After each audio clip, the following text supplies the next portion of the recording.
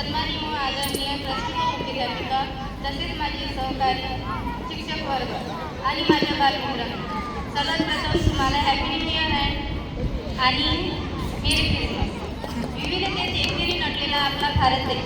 आपल्या देशामध्ये प्रत्येक धर्माचे लोक आपापल्याप्रमाणे सण मोठ्या उत्साहाने साजरे करतात.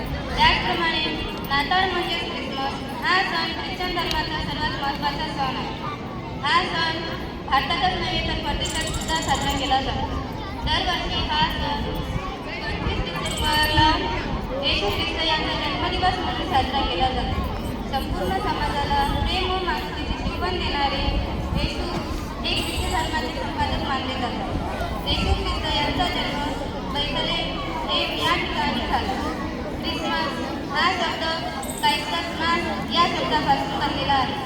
क्राइस्टमास म्हणजे येशूच्या जन्मानिमित्त जी सामूहिक प्रार्थना केली जाते ती प्रार्थना. मेरियम आणि जोसेफ हे येशू ख्रिस्त यांचे मातापिता होते. येशू जेरुसलेमच्या यात्रेत ठरवले होते असे म्हटले जाते. 30 वर्षानंतर त्यांनी बाप्तिस्मा केला. बाप्तिस्मा म्हणजे परमेश्वराला अर्पण झाले, परमेश्वराच्या हातात हात देणे किंवा परमेश्वराचे होणे.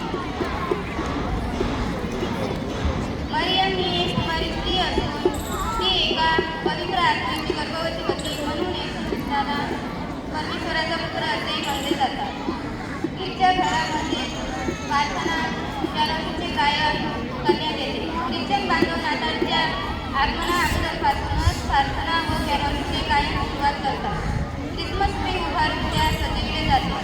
ख्रिसमस ट्री हे मंगल कार्याचे प्रतीक मानले जातात. नाताळच्या दिवशी मध्यरात्री सॅन्टा हा लहान मुलांना भेटवस्तू देतो असा समज आहे.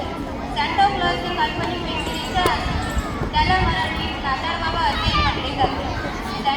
सॅन्टा क्लॉज हे नाताळ सणाचे प्रमुख वैशिष्ट्य आहे. ख्रिसमस हा सण मानवतेची एकता व प्रेम संपवतो, म्हणून ख्रिसमस हा सण साजरा केला जातो. थँक्यू.